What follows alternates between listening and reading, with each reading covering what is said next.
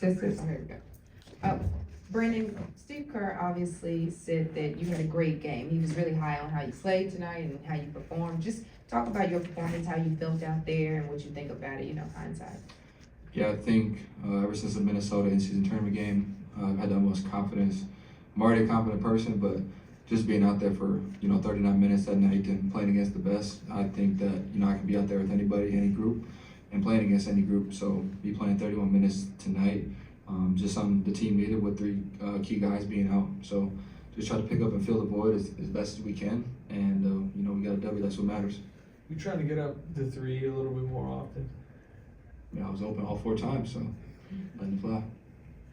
Steve mentioned like a double switch you had late. Do you remember that specific play? No, I don't. Okay. I think it might have been on an inbound. I don't know.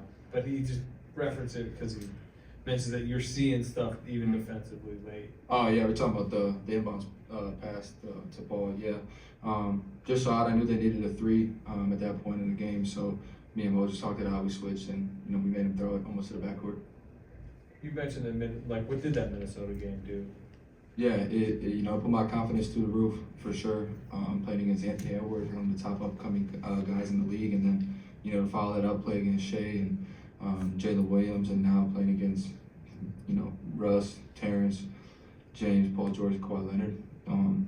Just taking that challenge head on. I was on James Harden for most of the night, so taking that head on. Do you look at your role a little bit differently without Chris? Because you played some with him, obviously, but he's the vet on that squad, and usually he's the guy leading that group. But tonight, you were kind of doing all over the place. Yeah, I think it's whatever the game calls for. Me and Corey played a decent amount together. I think Corey filled that void for Chris tonight. But it's kind of whatever the team needs, and at that point, had 8 rebounds tonight, just trying to pick up for GP, CP, and Wiggs being out. Kind of following up on that, what do you like about the construction and just the makeup of the second unit, the reserve players that you guys have? Yeah, I think we just don't have like it sounds funny, but we don't really have a go-to scorer. So I think the ball moves more with that second group. And for us, the ball was swinging, and that team's a great one-on-one isolation defense. But when you move the ball moves faster than anybody out there. There was a point in the fourth quarter there where the Clippers closed within 7, and then Klay had like 3 straight buckets or 4 straight buckets, scored 10 points in like 90 seconds. What do you think of when you see something like that from one of your teammates?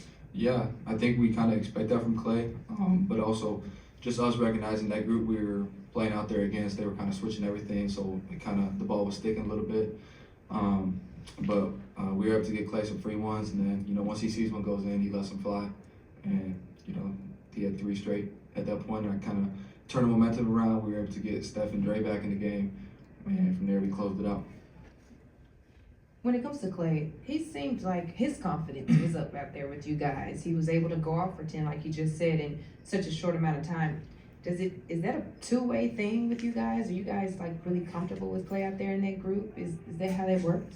Yeah, I mean, he's been here for however long, and his confidence never wavers. He doesn't care what anybody tells him, whether it's the media, whether it's the coaches. He's going to keep shooting the ball. That's why he's in the NBA, because he can shoot the ball at a really high level. But for us, we just try to keep instilling that confidence, like just keep shooting. And we probably don't even need to say it, but we say it just to be a good teammate. You always been like a charge taker? Yeah, 100%. Not athletic enough to jump into the rim, so anytime I can try to take a charge, I try to.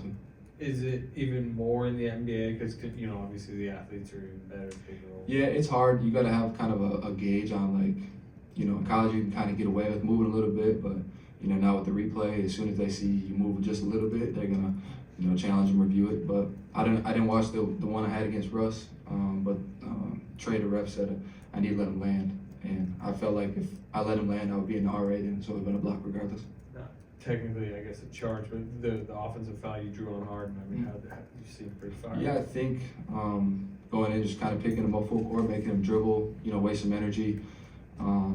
But then, just stabbing at the ball, kind of getting in his head a little bit, and, he put a shoulder into me, and I took one. Cool, great. Thanks, guys.